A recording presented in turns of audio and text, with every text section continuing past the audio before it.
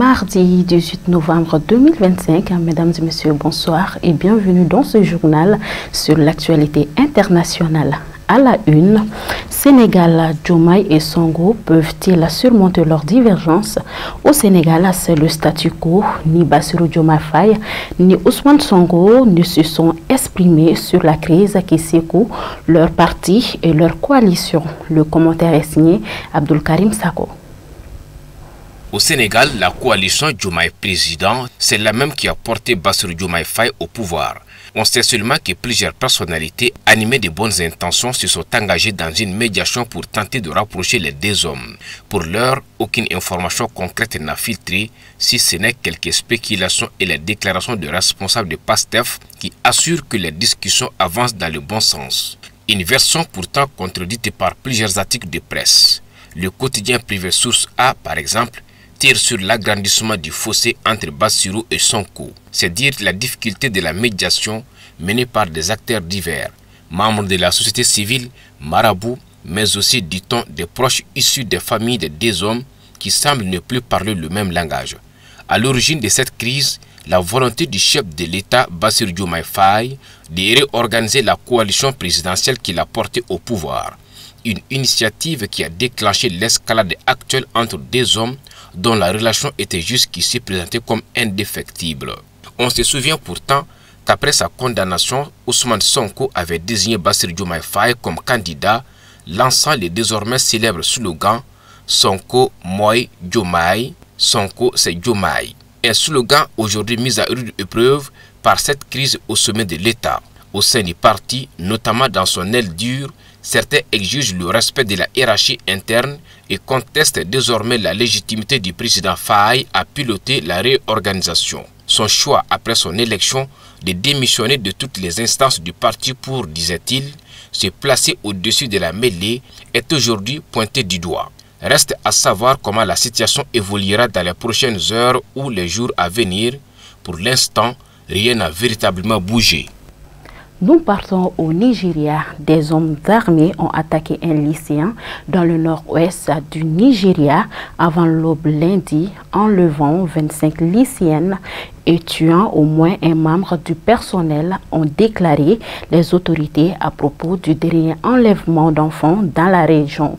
Le commentaire est signé Lala Kouyaté. Aucun groupe n'a immédiatement revendiqué l'enlèvement des filles de l'internat de l'État de Kebbi et leur motivation reste floue. La police a déclaré que les élèves de l'internat avaient été amenés de leur dortoir lundi à 4 h du matin. L'école se trouve à Maka, dans la région de Danko-Ouassougou, a déclaré le porte-parole de la police Nafiou Aboubakar Kotarkoshi. Les assaillants étaient armés d'armes sophistiquées et ont échangé des coups de feu avec les gardes avant d'enlever les filles, a déclaré M. Kotarkoshi. L'analyste en sécurité Oluwele Ojewale de l'Institut d'études sur la sécurité a déclaré que les enlèvements génèrent d'énormes gains économiques, car le gouvernement ne voudrait pas être présenté sous un mauvais jour et être considéré comme incapable de protéger la population. Le Nigeria est confronté à un défi sécuritaire multidimensionnel, notamment de la part de groupes informels de bandits armés spécialisés dans les enlèvements contre rançon, pouvant parfois atteindre plusieurs milliers de dollars, et responsables de plusieurs enlèvements très médiatisés dans le nord du pays. Les enlèvements, les attaques contre les villages et les longs des routes principales sont devenue monnaie courante à raison de la présence limitée des forces de sécurité. Ces bandits ne sont pas liés à des groupes militants tels que Boko Haram et la faction dissidente Province d'Afrique de l'Ouest de l'État islamique, dont les attaques contre les communautés et les installations gouvernementales sont motivées par la religion. Les groupes armés prennent pour cible les écoliers de la région depuis 2014, date à laquelle Boko Haram a enlevé 276 élèves à Chibok dans l'État de Borno. En Éthiopie, le laboratoire de référence de l'Institut de santé publique a confirmé que 3 personnes sont décédées des suites du virus de Marburg. Le commentaire est signé Khadija Traoré.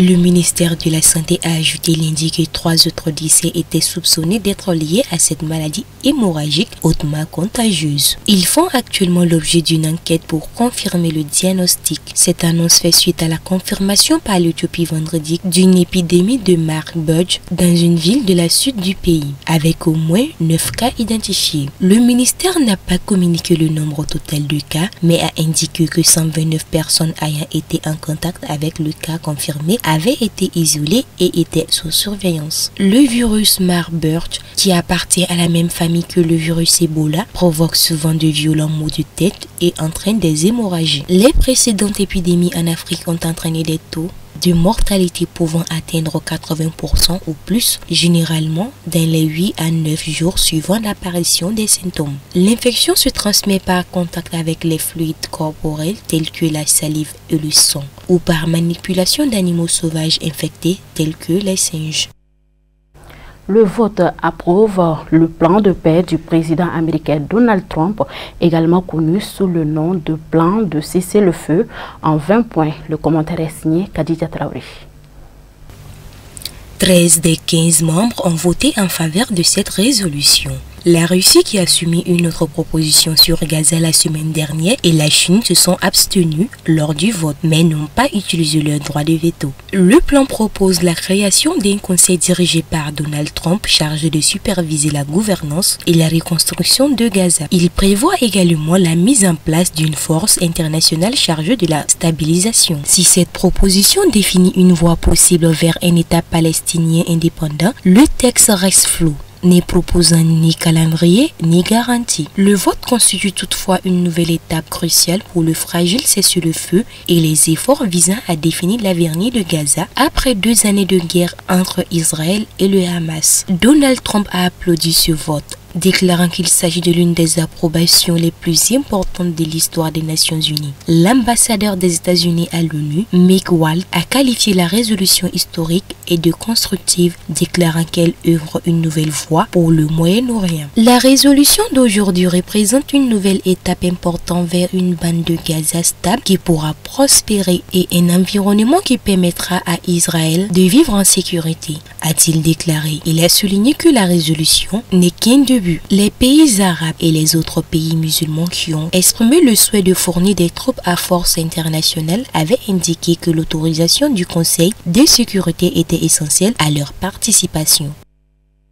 L'actualité sur un tout autre plan, les conflits armés responsables de la faim aiguë dans le monde. Au moins 673 millions de personnes souffrent de la faim dans le monde selon l'Organisation des Nations Unies pour l'alimentation et l'agriculture. Le commentaire est signé Abdul Karim Sabo. Les dépenses militaires restent de loin supérieures à celles consacrées à la lutte contre la faim à l'échelle mondiale, alors que les conflits armés sont à l'origine de l'insécurité alimentaire dans 14 des 16 points chauds de la planète, souligne l'ONU. Et dans une spirale de mort, nous continuons à investir dans les dépenses militaires plutôt que d'endiguer la faim. Le total des dépenses militaires mondiales au cours de la dernière décennie est estimé à 21,9 billions de dollars, alors que mettre fin à la faim d'ici 2030 coûte beaucoup moins cher, 93 milliards de dollars par an.